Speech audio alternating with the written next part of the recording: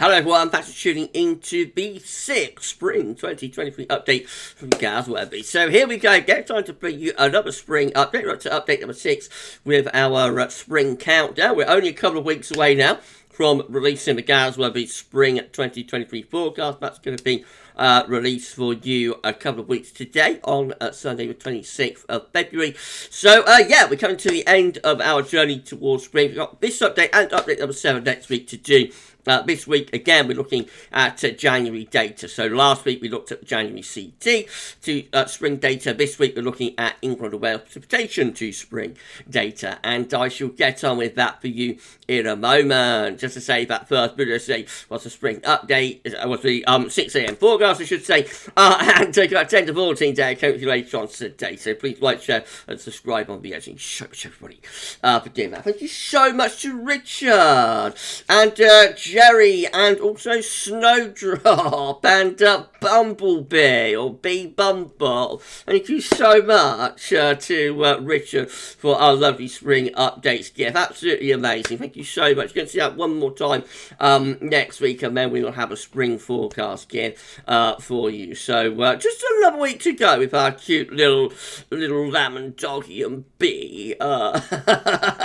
Then, you know, then they'll be off back to Las Vegas to do another summer season with Barry Manilow. Thank you so much, Richard, and thank you so much to Shryan as well. Thank you so much to Shryan for all of the help with the update, getting the years together for us. So let's crack on with our spring 2023 update number 6. Let's do it, shall we?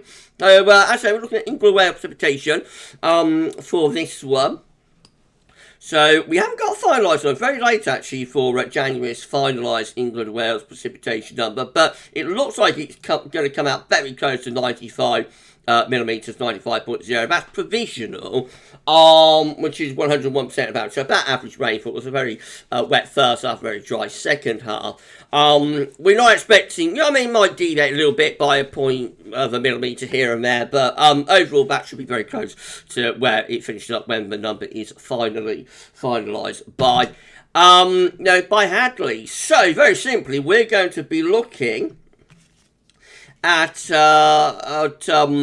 January's following, or spring's following January's, with an England and Wales precipitation of 88.2 millimetres. And the first spring to start us off is going to be that of 1951, which looks like quite a cool and unsettled spring, with below average heights through the North and West Europe. It's a bit of a blocking signal in the North Atlantic as well. The jet stream is pushed southwards with this spring, and we're potentially bringing in the wind from a little bit of an east or northeasterly direction. So potentially quite unsettled and chilly spring there to start us off for 1951. Our next spring, following in January, with England Wales precipitation range of 88 to 102 millimetres, is the spring of 1958. This has a very cold March. It has below average heights across northern, central and also West Europe. There is a strong blocking seal around Greenland as well. So this is a cold spring, particularly so in March in 1958, cold and wintry. Another cold March in 1969 as well. This South Spring 1969 is looking again with the above average heights to the north, and the below average heights tend to be to the south, winds often in from the east. So, of course, we have a very, very, very cold February in 1969, very cold, wintry month, and that does carry on to some degree, modified, yes, but it carries on some degree into March. And the rest of the spring, you know, it's cool to average, so it is quite a chilly spring that we get there in 1969. Next spring is 1972. So this one looks very unsettled, with the below average heights elongating, excuse me, through the western part of Europe. Some level of blocking to the north as well. So that looks like a very unsettled spring. Don't think particularly cold, but it's quite unsettled and wet spring that we get there in 1972. And then we've got 1979, following January, England and Wales precipitation of 88 to 102 millimetres. This one, again, showing a strong northern blocking signal in the Atlantic, heading up to Greenland, offered below average heights over Western Europe as well. So this is a very, very cold spring, actually, that we get in 1969. Follows on from a very cold winter, though, let's not forget. And when we do have a very cold winter, very often the pattern will go on, you know, into the spring. So we have to bear that in mind. You know, we haven't had a cold winter, nothing like we had 1979 this time. Nevertheless, that is another analogue within the package. A cold, wintry spring 1979. Snow was still falling in May of that spring. Then we have 1983, which is another pretty cold spring, actually. This has a classic white Easter. Again, notice the trough of below average heights there across northern and western Europe. It is in combination with a ridge of high pressure in the Atlantic. The jet stream is pushed southwards. So, yes, we get a cold sort of March into April through 1983. And then May 83 is very wet, I think, very wet month. 1991. Now, this is the first one that's actually quite a nice spring that we've had within the analogues package. So this one with a large area of above average heights from the Atlantic into northern Europe. A lot of easterly winds in this spring, but overall it's pretty warm and dry spring that we had in 1991. It was quite a cold winter as well. So, you know, that's a scenario where we have a relatively warm, dry spring following quite a coldish winter. Then we have 2003, so quite a long gap. 2003 shows up next. Again, would be above average height sitting over to the east of the country, but below average height south to the Atlantic.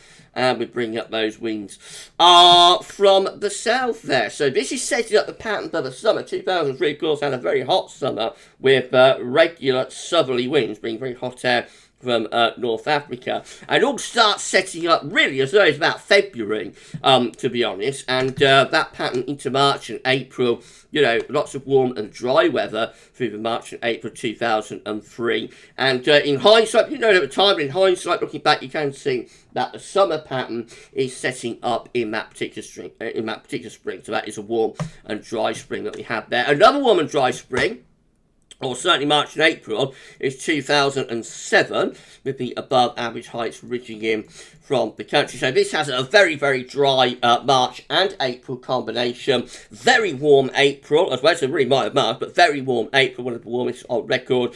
Then it all flips around in May, starts turning cooler and wetter, and by the time we get through to the late spring bank holiday weekend at the end of May 2007, it turns very cold with torrential rain and even a little bit of snow mixed in. And of course that is setting up what became a washout summer. Goodness gracious me, in 2007, we don't want to repeat that. Then we've got 2009, again following on from January, England Wales precipitation of 88 to 102 millimetres. This one is quite a warm spring, follows a cold winter for 08-09, but the spring of 2009 is quite warm with high pressure just south and east, low pressure out to west. A little bit mixed, you know, a little bit unsettled at times, but overall quite a lot of warm weather to enjoy in that spring. And then we've got 2011, which is another warm and dry spring with high pressure over the country. This contains the warmest April on record, below average heights up to the north. So a very dry, very, very dry and hot, actually, April. April is almost like the best of the extended summer, really, in 2011. And then in May 2011, it begins to wobble, it begins to deteriorate. And we actually have quite a cool and poor summer in 2011. So we get summer in April in that year.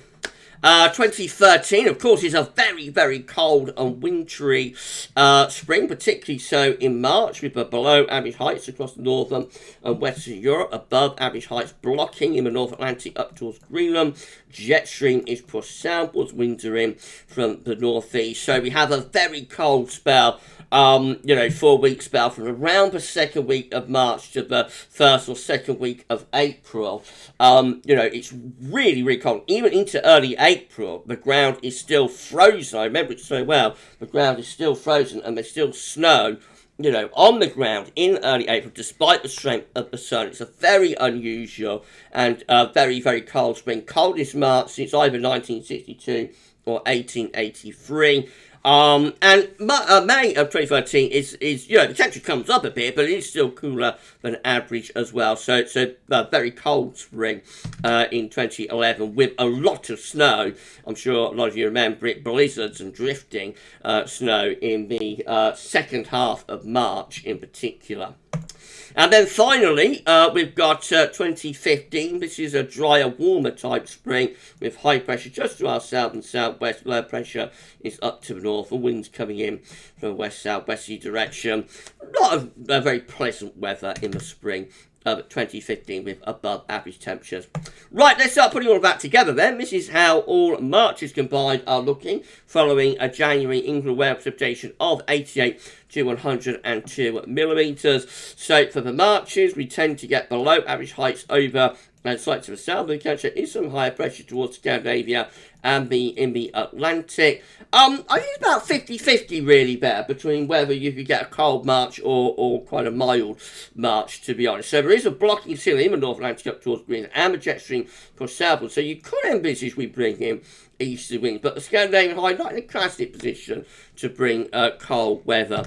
Overall, they probably do favour though quite cold and unsettled conditions in the Marches. All Aprils combined look like that. A little bit more of an anti-cyclonic signal over and slightly to the west of the country.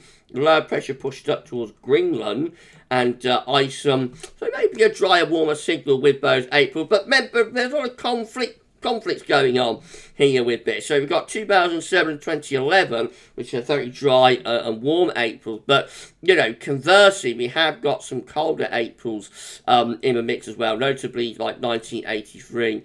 For example. So, a little bit of a conflict, a little bit of a mix bag there. We've also got 2013, of course, in the mix. So a little bit of a mixed bag with the Aprils, but probably overall the package favours a rather drier and warmer type month. And then a little bit alarming for the Mays. So all Mays combined very heavily and strongly favouring a trough of below average heights over the north and west. You're looking very unsettled. Jet stream is going south as all highs border wave, but jet stream is pushed southward, so quite a cold, wet signal for those Mays a lot of the time. Again, bear in mind there are exceptions to that. So 2003, for example, had a pretty warm and dry May. Right, okay, so all springs combined, finally, following a January England Wales precipitation range of 88 to 102 millimetres. Overall looks unsettled, favours unsettled spring. Overall, a lot of that is from the earlier years, the later years, 2007, 2011, favouring something a bit warmer and drier. But overall, the package does favour quite a wet and unsettled type spring. And there we go. That is our 6th Spring 2023 update. Done and dusted. Hope you enjoyed it, everybody. So just one more update to go. Next week, update number 7. And we'll have one more season model roundup for Spring 2023 as well. And then 26th of February, last Sunday of the month, 2 weeks today, we're releasing our spring forecast. It'll be interesting to see what we go for. Right, if you enjoyed the video, please can you like, share, subscribe. Thank you so much for doing that. Thank you so much to Schreier Brewing for getting all of those years together for us. And thank you so much to Richard for the amazing spring updates. Yeah, thank you so much to Richard Shaw. For the gear. Thank you so much, my friend. And thank you so much to Snowflake, Jerry, and also Bumble. We're going to be back a little bit later on for 10 to 14 days, so come back for that then. For the 6th Spring 2023 update, though, that's all for now. And thanks so much.